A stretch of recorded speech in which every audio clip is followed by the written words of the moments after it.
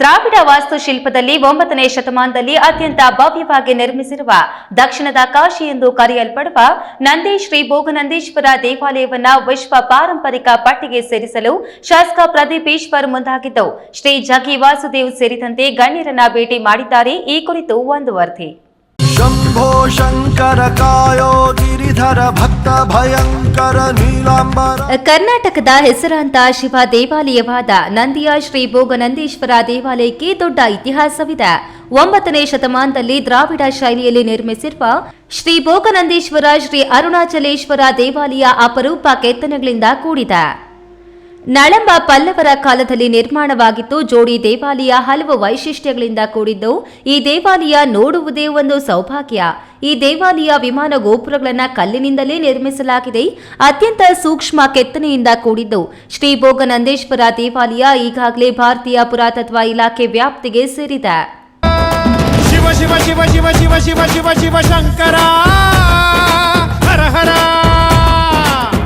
ಇಲ್ಲಿನ ಆಕರ್ಷಕವಾದ ಶೃಂಗ ತೀರ್ಥ ವಸಂತ ಮಂಟಪ ಕಲ್ಲಿನ ಚಕ್ರಗಳ ರಥ ವೈಭವವನ್ನ ಪಡೆದಿದೆ.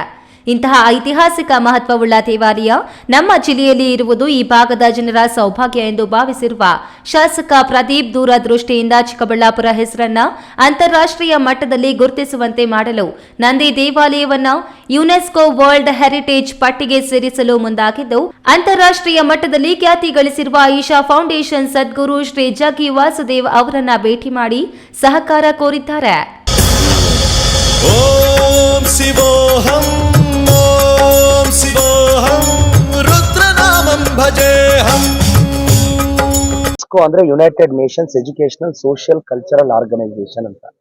ಈಗ ನಮ್ಮಲ್ಲಿ ಹಂಪಿ ಇದೆ, ಪಟ್ಟದಕಲ್ಲು ಇದೆ, ಐಹೊಳೆ ಇದೆ, ಯುನೆಸ್ಕೋ ಹೆರಿಟೇಜ್ ಸೈಟ್ಸ್. ನಾನು ಏನಾದರೂ ನಂದಿ ಯುನೆಸ್ಕೋ ಹೆರಿಟೇಜ್ ಸೈಟ್ಗೆ ಪ್ರಪೋಸ್ ಮಾಡಬೇಕು ಅಂದ್ರೆ 10 ಕಂಡೀಷನ್ಸ್ ಇದೆ. ಅದರಲ್ಲಿ 3 ರಿಂದ 4 ಎಲಿಜಿಬಿಲಿಟಿ ಸಿಗಬೇಕು, ನಮಗೆ ಸಿಗ್ತಾ ಇದೆ.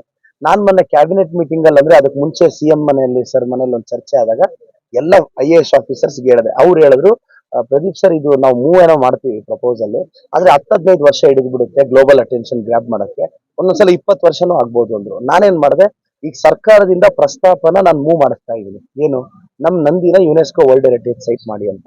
ಆ ತೀರ್ಮಾನ ತಗೊಳ್ಳೋ ಜ್ಯೂರಿ ಮೆಂಬರ್ಸ್ ಯಾರು? USA ಅವರು, UK ಅವರು ಇರ್ತಾರೆ ಅಲ್ವಾ? ಅವ್ರಿಗೆ ನಾನು ನಂದಿ ದೇವಸ್ಥಾನದ ಇತಿಹಾಸದ ಬಗ್ಗೆ ಅವ್ರಿಗೆ ತಿಳಿಸ್ಬೇಕಲ್ಲ.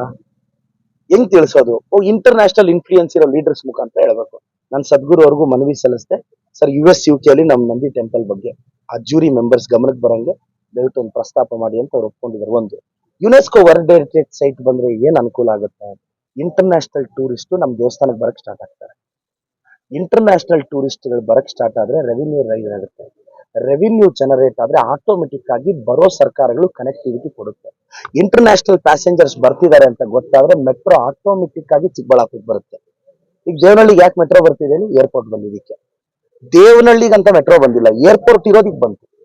ನಿಮ್ಗೆ ಲಾಜಿಕ್ ಅರ್ಥ ಮಾಡ್ಕೊಳ್ಳಿ. ಇದೆಲ್ಲ ಇಂಟರ್ ಕನೆಕ್ಟೆಡ್ ಸರ್. ನನ್ನ ವಿಷನ್ ಏನಂತ ಇವತ್ತು ಅರ್ಥ ಆಗದೆ ಇರ್ಬೋದು, ಇನ್ನೊಂದು 10-12 ವರ್ಷ ಆದ್ಮೇಲೆ ವಿಷನ್ ಅರ್ಥ ಆಗುತ್ತೆ. ನಾವೊಂದು ಕೆಲಸ, ನಾವು ಅಧಿಕಾರದಲ್ಲಿ ಇದ್ದಷ್ಟು ದಿನ ಒಂದು ಲಾಂಗ್ ಲಾಸ್ಟಿಂಗ್ ಇಂಪ್ಯಾಕ್ಟ್. ನಾನಂತೂ ಇಂಟರ್ನ್ಯಾಷನಲ್ ಇನ್ಫ್ಲೂಯೆನ್ಸ್ ಗ್ಯಾದರ್ ಮಾಡ್ತೀನಿ. ಸದ್ಗುರು ಅವ್ರ ಸಹಕಾರ ಕೇಳಿದ್ದೀನಿ. ನನ್ನ ಕಾಂಟ್ಯಾಕ್ಟ್ಸ್ ಅಲ್ಲಿ ತುಂಬಾ ದೊಡ್ಡ ವ್ಯಕ್ತಿಗಳನ್ನ ಇದ್ ಮಾಡಿ ನಂದಿಗೆ, ಭೋಗನಂದೀಶ್ವರನಿಗೆ ಯುನೆಸ್ಕೋ ಹೆರಿಟೇಜ್ ಸೈಟ್ ಸಿಗೋ ಹಾಗೆ ಮಾಡೋದು ನನ್ನ ಜವಾಬ್ದಾರಿ. ನಾನು ಆ ವರ್ಕಲ್ಲಿ ನಿರತನಾಗಿದ್ದೀನಿ. ಇನ್ನು ಹಲವು ಗಣ್ಯರನ್ನ ಭೇಟಿ ಮಾಡುವುದಾಗಿ ತಿಳಿಸಿದ್ದು, ಶಾಸಕ ಪ್ರದೀಪ್ ಈಶ್ವರ್ ಅವರ ದೂರದೃಷ್ಟಿಯಿಂದ ನಂದಿ ಭೋಗನಂದೀಶ್ವರ ದೇವಾಲಯ ಯುನೆಸ್ಕೋ ಪಟ್ಟಿಗೆ ಸೇರಿದ್ರೆ ಚಿಕ್ಕಬಳ್ಳಾಪುರ ವಿಶ್ವ ಮಟ್ಟದಲ್ಲಿ ಪ್ರವಾಸಿ ತಾಣವಾಗಿ ಅಭಿವೃದ್ಧಿಯನ್ನು ಕಾಣಲಿದೆ. ಈ ನ್ಯೂಸ್ ಟಿವಿ ಬ್ಯೂರೋ, ಚಿಕ್ಕಬಳ್ಳಾಪುರ.